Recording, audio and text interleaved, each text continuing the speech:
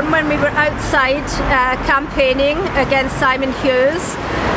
Two of his workers came out wearing Lib Dem badges, and they spoke to us, and we told them why we were campaigning. We told them that one of our friends had killed herself on Christmas Day, and we told them that people felt tortured and were dying as a result of the welfare reforms. And they laughed at us, they laughed in our face.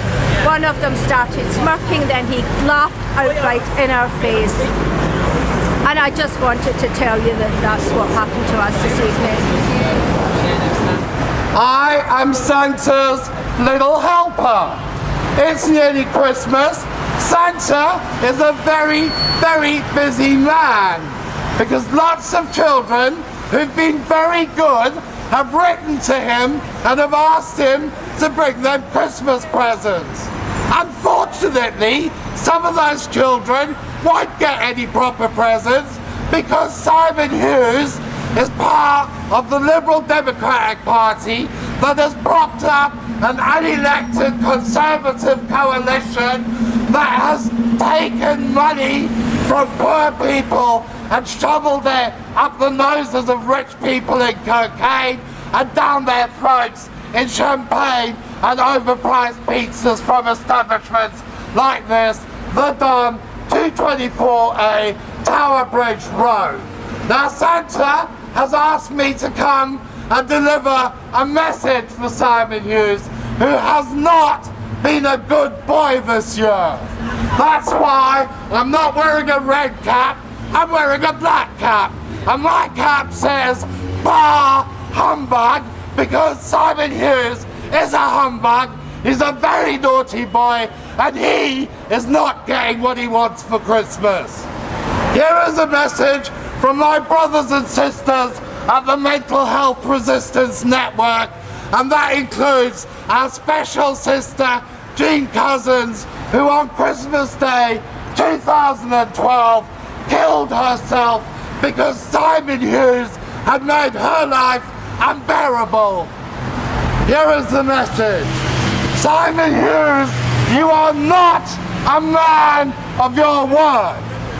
Dear Mr. Hughes, members of the Mental Health Resistance Network, also known as the MHRN, met you in April 2011 to ask you to call for a moratorium on the Work Capability Assessment, WCA, of people claiming Employment Support Allowance, ESA, the successor to incapacity benefit, until it could be made safe for people with mental health problems. You promised to give us an answer by the end of May 2011. 30 months later, we are still waiting. We told you that your constituents, of which I am one, with mental health problems, were distraught over changes to benefits, and we feared that there would be suicides. Tragically, one member of the delegation who met with you on that day, Jean Cousins, took her life on Christmas Day 2012. Between January 2010 and January 2011, 10,600 sick and disabled people died within 6 weeks of having their benefits ended. By April 2012, 73 people a week were dying after being found fit for work, and between January and August 2011, an average of 32 people per week had died after being found fit to take part in work-related activity. You claim, Simon Hughes, to be concerned for people with mental health problems and the risks of suicide that we face. But now that we are in dire need of your support, you won't speak up for us. Instead, you choose to prop up the Tories and their rich corporate friends. It is widely known But the work capability assessment is delivered by the notorious French IT company Atos, whose staff should be known as Atosers. It is less well known, however, and we are sure you know, that it was designed by the huge American insurance company Unum, or NUM is what we should call their staff, because they've lost all human feeling. Unum were brought to the UK by Margaret Thatcher, may the bitch rot in hell. And they were embraced by New Labour. As you will also know, Unum was interested in preventing policyholders from making successful claims on their income protection policies. The company was fined on numerous occasions in America, and a lawsuit in the US identified Unum as operating disability denial factories. These same scandalous practices are at the heart of the WCA, which you support. Go to Simon now, ask him for a line, take it to the loo and put it up your bloody noses. Your government has led people to believe that the WCA is about catching benefit cheats. Mr. Duncan Smith has willfully released false statistics to encourage the press to print sensational and scurrilous stories to this effect, and my God, haven't they been pleased to oblige. Specifically to designed to ensure that even ill and disabled people can be declared fit for jobs that quite simply do not exist, will not exist, and even if they existed, the greedy Tory scum wouldn't hire us because we make their insurance premiums too bloody high. The inequality, the hypocrisy, and the unfairness. It's Christmas, think about it, folks. In order to circumvent successful appeals, currently standing at about 40%, your government has brought in new measures in the form of mandatory reconsiderations, which make it impossible for people to appeal DWP Atos decisions without serious financial consequences which can leave them destitute. When they have been denied ESA, sick people must conform to a punishing regime as claimants of job seekers allowance or face cruel and life-wrecking sanctions.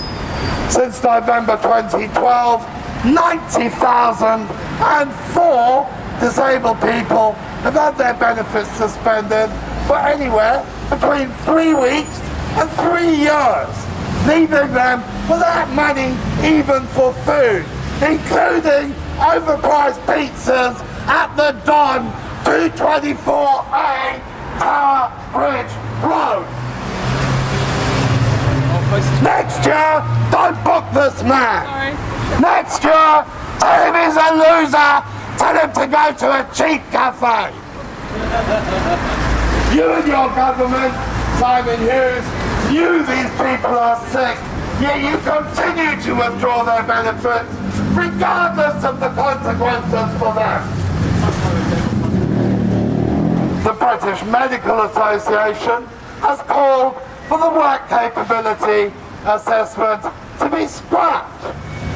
And in a judicial review supported by the Mental Health Resistance Network, Mind, Rethink Mental Illness, the National Autistic Society, and the Equalities and Human Rights Commission, 3 senior judges ruled that the work capability assessment discriminates against people with mental health problems.